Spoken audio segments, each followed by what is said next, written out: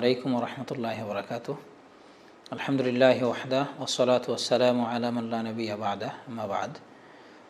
সম্মানিত দর্শক শ্রোতা ভাই ও বোন, আত্মীয়তার সম্পর্ক অত্যন্ত গুরুত্বপূর্ণ একটি বিষয়। আত্মীয়, আত্মার সাথে যার সম্পর্ক থাকে তিনি হলেন আত্মীয়। রক্তের সম্পর্ক যার সাথে থাকে তিনি হলেন আত্মীয়। নাড়ির সম্পর্ক যার সাথে থাকে, নারীর সম্পর্ক যার সাথে থাকে তিনি হলেন আত্মীয়। আত্মীয়তার সম্পর্ক রক্ষা করতে হবে, শরীয়ত এ বিষয়ে অত্যন্ত গুরুত্ব আরোপ করেছে। ইসলামী শরিয়া আত্মীয়তার সম্পর্ক বজায় রাখার বিষয়ে অনেক গুরুত্ব আরোপ করেছে, যা আমরা রাসূলুল্লাহ সাল্লাল্লাহু আলাইহি সাল্লামের হাদিস থেকে বুঝতে পারি। রাসূলুল্লাহ সাল্লাল্লাহু আলাইহি সাল্লাম বলেছেন, ইন্নার রহিমা সুজনাতুন মিনার রহমান। আত্মীয়তার সম্পর্ক তথা রহিম, আরবি শব্দ রহিম, এটি রহমান শব্দের একটি লতা, রহমান নামের অংশ। লাহা লিসানুন জালিক, আত্মীয়তার সম্পর্কের ধারালো জিহ্বা আছে। তাতাকাল্লামু বিমা শাআত, সে যেটা ইচ্ছা সেটা কথা বলতে পারে। তা আত্মীয়তার সম্পর্ক বলে থাকে, মান ওয়াসালাহা ওয়াসালাহুল্লাহ ওয়ামান কাতাআহা কাতাআহুল্লাহ, যে আত্মীয়তার সম্পর্ক বজায় রাখবে আল্লাহও তার সাথে আত্মীয়তার সম্পর্ক বজায় রাখবেন, তার সাথে সুসম্পর্ক বজায় রাখবেন। ওয়ামান কাতাআহা কাতাআহুল্লাহ, আর যে আত্মীয়তার সম্পর্ক ছিন্ন করে দিবে আল্লাহও তার সাথে সম্পর্ক ছিন্ন করবেন।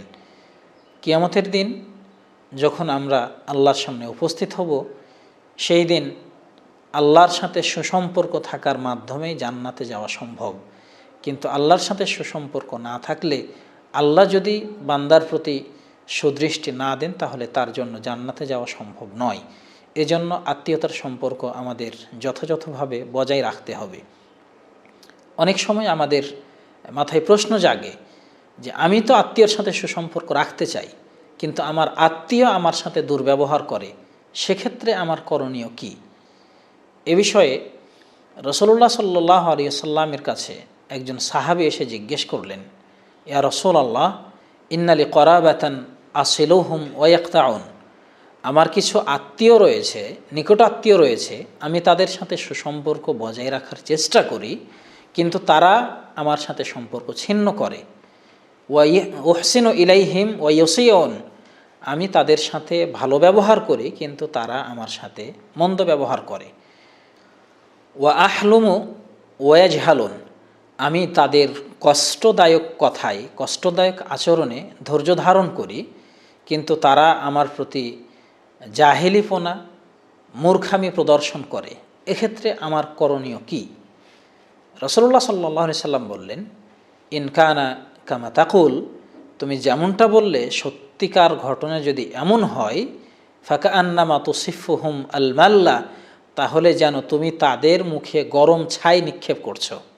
ওয়ালা ইয়াজালু মাআকা মিনাল্লাহি যাহিরুন মা দুমতা আলা যালিক, এবং তুমি যতদিন পর্যন্ত তোমার এই সদাচরণের উপরে বহাল থাকবে, ততদিন পর্যন্ত আল্লাহর পক্ষ থেকে একজন ফেরেশতা তোমার সঙ্গ দিবে। সম্মানিত দর্শক শ্রোতা ভাই ও বোন, এই বিষয়টি আমাদের মাথায় প্রায় সময় জাগে। আমরা প্রায় সময় চিন্তা করি যে আমি তো আমার আত্মীয়র সাথে সুসম্পর্ক রাখি, কিন্তু তারা আমার সাথে সম্পর্ক রাখে না। তার সমাধান রাসূলুল্লাহ সাল্লাল্লাহু আলাইহি সাল্লাম দিয়েছেন, এবং তিনি বলেছেন, যদি সত্যিকার অর্থে তুমি তাদের সাথে সুসম্পর্ক রাখার চেষ্টা করো, কিন্তু তারা তোমার সাথে সম্পর্ক ছিন্ন করে, তাহলে তোমার এই সদাচরণটা যেন তাদের মুখে গরম ছাই মারার মতো। তো গরম ছাই নিক্ষেপ করা একজন মানুষের জন্য অপমানের, গরম ছাই নিক্ষেপ করা একজন মানুষের জন্য কষ্টদায়ক, অসম্মানের, তদ্রূপ কিয়ামতের দিন তারা পাপের কারণে অপমানিত হবে, লাঞ্ছিত হবে।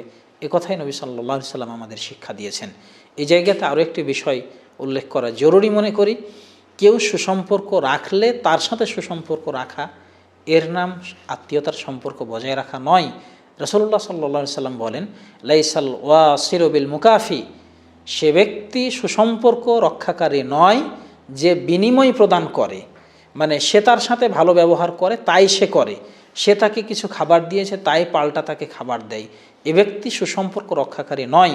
ওয়ালাকিন্নাল ওয়াসিরাল্লাযী ইযা ক্বাতাআ রাহিমহু ওয়াসালাহা, বরং সুসম্পর্ক রক্ষাকারী প্রকৃতপক্ষে সেই যার সম্পর্ক ছিন্ন হলে সে জোরালো চেষ্টা করে সে সম্পর্ক আবার জোড়া দেয়। এই হলো প্রকৃত সুসম্পর্ক রক্ষাকারী। তো রব্বুল আলামিন আমাদের সকলকে সুসম্পর্ক রক্ষা করার তৌফিক দান করুন এবং এর মাধ্যমে মহান রবের সাথে সুসম্পর্ক গড়ে তোলার তৌফিক দান করুন। আল্লাহুম্মা আমিন। আসসালামু আলাইকুম ওয়া রাহমাতুল্লাহি ওয়া বারাকাতুহু।